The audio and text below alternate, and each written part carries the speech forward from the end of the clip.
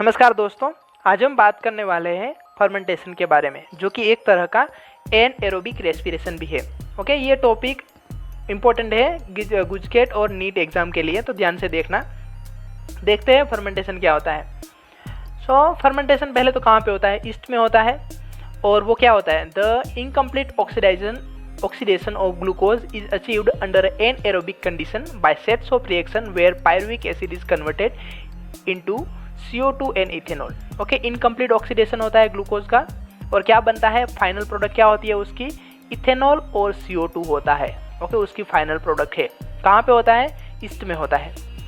The enzymes pyruvic acid decarboxylase and alcohol dehydrogenase catalyse this reaction. Okay, दो enzyme है, ये दो enzyme का नाम याद रखना। वो क्या करते हैं? कैटेलाइज करते हैं, ये रिएक्शन को स्पीड अप करते हैं। The other organisms like some bacteria produces lactic acid from pyruvic acid। Okay, bacteria में क्या होता है? लैक्टिक एसिड प्रोड्यूस होता है पायरुविक एसिड से। ये ईस्ट की बात की तो क्या जनरेट हुआ वहाँ पे? इथेनॉल। और कुछ बैक्टीरिया की बात करें तो वहाँ पे क्या हो रहा है? लैक्टिक एसिड जनरेट हो रहा है, सेम पायरुविक एसिड से ही है। The steps involve are shown in figure. आपको दिख रहे हैं फिगर। एनिमल सेल में क्या होता है? मसल सेल में जब हम एक्सरसाइज करते हैं तब क्या होता है? जल्दी से हम एक्सरसाइज करते हैं तो वहाँ से ऑक्सीजन पहुँचाना थोड़ा मुश्किल सा रहता है। अगर वहाँ पे अगर कम ऑक्सीजन होगा, इन एडिक्वेट अमाउंट में ऑक्सीजन होगा, तो वो पायरुविक एसिड है वो किस में कन्वर्ट होगा? लैक्टिक एसिड में कन्वर्ट होगा। ओके, ये सारी की सारी प्रोसेसेस अभी हम देखने वाले हैं नेक्स्ट स्लाइड में। ओके, जिसमें हम देखेंगे कैसे ये अचीव होता है, कैसे उसका स्ट्रक्चर कैसे क्या बनता है। The reducing agent is NADH which is reoxidized to NAD in both processes। Okay, lactic acid में भी और फर्मेंटेशन में कहाँ क्या होता है? NADH जो है ऑक्सीडाइज होके क्या होता है? NAD बनेगा। आपको पता है ऑक्सीडाइज मतलब क्या होता है? H+ का H का रिमूव होना, हाइड्रोजन का रिमूवल को हम क्या बोलते हैं? प्रोसेस ऑक्सीडेशन बोलते हैं। तो यहाँ पे क्या बचा है? सिर्फ NAD बचा, हाइड्रोजन निकल गया। दोनों के दोनों प्रोसेस में ऐसा होता है। In both lactic acid and alcohol fermentation not much energy is release. Okay, इसमें कुछ रिलीज ज़्यादा अमाउंट में एनर्जी रिलीज नहीं होती, और ऐसे एक तो बैक्टीरिया और ईस्ट में हो रहा है, वैसे भी उनको कम ही एनर्जी चाहिए। Less than 7% of energy is glucose is release and not all of it's trapped as high energy bound of ATP। Okay, सारी की सारी एनर्जी ATP में कन्वर्ट नहीं होती है। और दूसरी बात, 7% ही एनर्जी रिलीज होती है, लेस देन 7%, जो कि काफ़ी कम एनर्जी मानी जाती है। Also the processes are hazardous, इधर एसिडिक और अल्कोहल इज प्रोड्यूस। ओके, दोनों के दोनों कोई भी प्रोसेस हो वो क्या है? हेजार्डियस हो, चाहे लैक्टिक एसिड वाला हो या अल्कोहल वाला हो। लैक्टिक एसिड की बात करें तो मसल में होता है, तो वो लैक्टिक एसिड प्रोड्यूस होता है तो हमें पेन करता है, राइट? तो वो क्या है? एक तरह की हेजार्डियस प्रोसेस मानी जाती है। What is the net ATP that is synthesize? यहाँ पे क्या बोला? ये लास्ट में भी हमने देखा था ग्लाइकोलिसिस वाले केस में। अगर ग्लाइकोलिसिस आपने नहीं देखा है तो डिस्क्रिप्शन में जाके देख लेना कि कितने ATP प्रोड्यूस हो रहे हैं। ओके, जब ग्लूकोज को पायरुविक एसिड और अल्कोहल और लैक्टिक एसिड में कन्वर्ट होता है तब तो एक्चुअली 4 ATP जनरेट होते हैं। लेकिन अगर हम उसमें से जो यूटिलाइज किए उसको हम डिडक्ट कर दें, उसको माइनस कर देंगे, तो नेट प्रोडक्ट है हमारी ATP की कितनी होगी? सिर्फ 2 होगी। ओके, ये कई बार ट्रिकी क्वेश्चन करके पूछा जाता है नीट में और APMT में। ओके, तो ट्रिकी आपको समझनी है कि कैसे वो पूछ रहे हैं, वो नेट ATP पूछ रहे हैं या टोटल ATP पूछ रहे हैं, और वो एनारोबिक के पूछ रहे हैं या एरोबिक के पूछ रहे हैं। कैसे भी करके वो क्वेश्चन करेंगे तो आपको वहाँ पे वो ध्यान रखना है कि उन्होंने क्या पूछा है। क्वेश्चन ध्यान से पढ़ना, फिर बाद में उसका आंसर देना, वरना मार्क घुमा दोगे अगर आता होगा तो भी। यहाँ पे देखते हैं कैसे स्टेप्स होते हैं। सो पायरुविक एसिड कैसे कन्वर्ट होता है इथेनॉल और कार्बन डाइऑक्साइड में? तो पहले क्या होता है? इसमें एक्चुअली 2 एंजाइम काम कर रहे हैं। देखो यहाँ पे पहले क्या होता है? एक तो पहले इसमें जो क्या बोलते हैं, मैं आपको एंजाइम बता दूँ, सॉरी। यहाँ पे देखो pyruvate decarboxylase.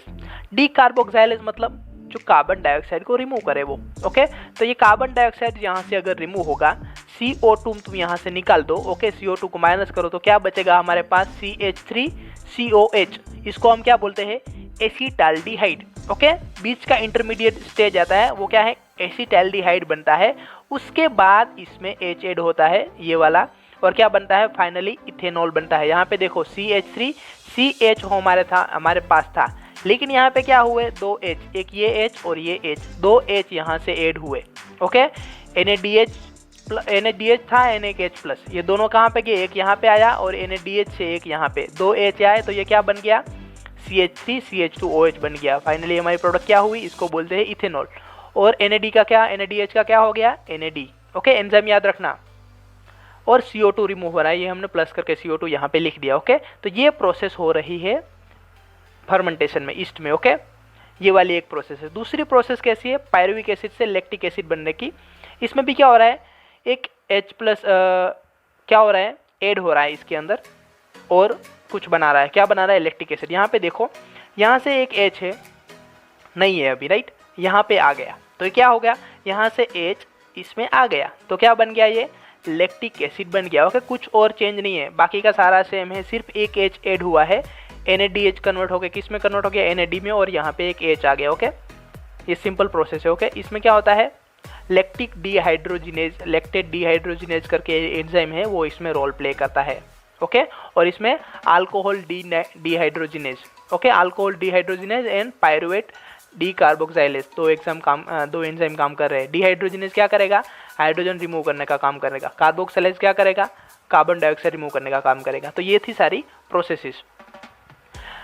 Yeast poisons themselves to death when the concentration of alcohol reaches about 30%. Okay, and normally 30 to 60% होता है, 16 या 15, 30 to 15% जब अल्कोहल बन जाता है तब वो उसके बाद का जो अल्कोहल बनेगा वो क्या है, पॉइजनस होता है।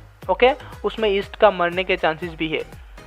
When what then would be the maximum concentration of alcohol in beverages that are naturally fermented? Okay, naturally fermented beverages में नॉर्मली 13 to 50% होता है, लेकिन यहाँ पे 30 लिखा है तो तुम 13 लिख के जाना।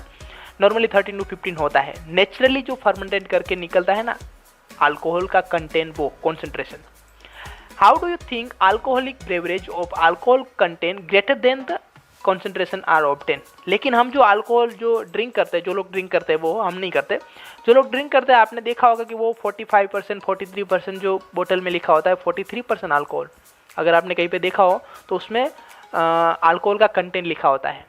बियर में नॉर्मली 4 to 5 या 8% जितना वो होता है अल्कोहल कंटेंट, और जो रम और इसकी वगैरह जो विस्की वगैरह होती है उसमें अल्कोहल कंटेंट 43-18% बहुत ज़्यादा अमाउंट में होता है। तो हम नेचुरली 13% ही बना सकते हैं।